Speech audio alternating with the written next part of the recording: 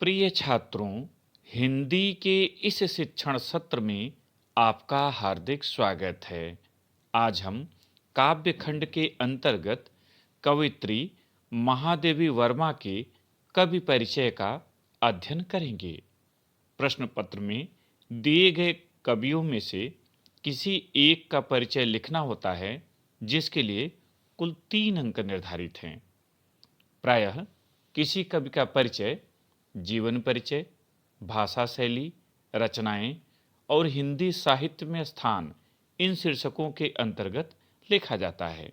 तो आइए इन्हीं शीर्षकों के अंतर्गत कवयित्री महादेवी वर्मा का परिचय देखें। सबसे पहले जीवन परिचय।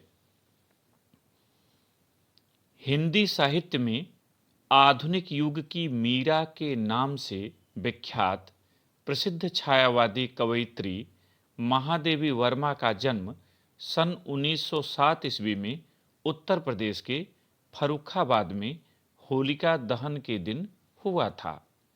इनके पिता का नाम गोविंद प्रसाद वर्मा तथा माता का नाम हेमरानी था। छोटी आयु में ही इनका विवाह स्वरूप नारायण वर्मा के साथ हुआ, किंतु इनका दाम्पत्य जीवन क्षणिक रहा।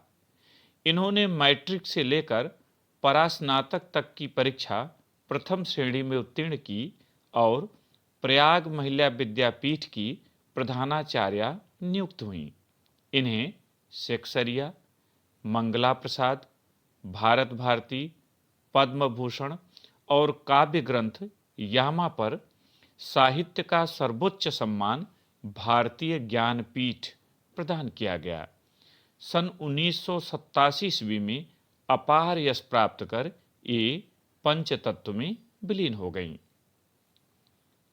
अब हेडिंग डालें, भाषा शैली। लिखना शुरू करें।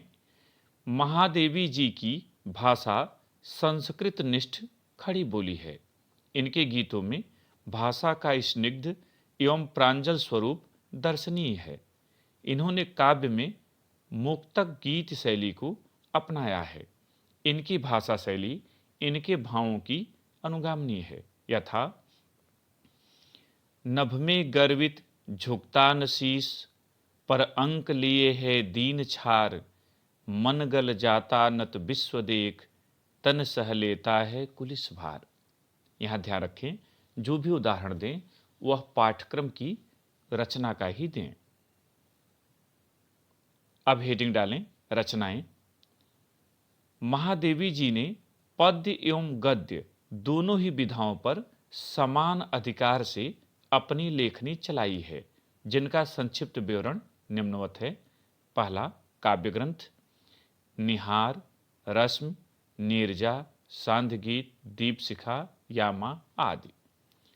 दूसरा, गद्य रचनाएं अतीत के चलचित्र, श्रृंखला की कड़ियाँ, स्मृति की रेखाएं, पथ के साथी, मेरा परिवार आदि। और तीसरा, संपादन चांद, महिला, साहित्यकार आदि पत्रिकाएं। यहाँ ध्यान रखिएगा कि रचनाओं में कोई एक रचना पूछी जाती है, इसलिए आप 1-2 लिख करके आदि कर देंगे, तब भी आपको पूरे अंक मिलेंगे। अंतिम शीर्षक, हिंदी साहित्य में स्थान। छायावाद काल की प्रतिनिधि कवयित्री महादेवी वर्मा का हिंदी साहित्य में अद्वितीय स्थान है।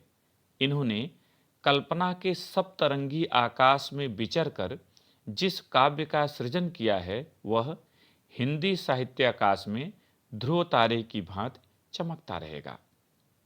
प्रिय छात्रों, मुझे उम्मीद है कि आपको महादेवी वर्मा जी का परिचय समझ में आ गया होगा। इसे अपनी उत्तर पुस्तिका में लिखें और अभ्यास करें। बहुत बहुत धन्यवाद।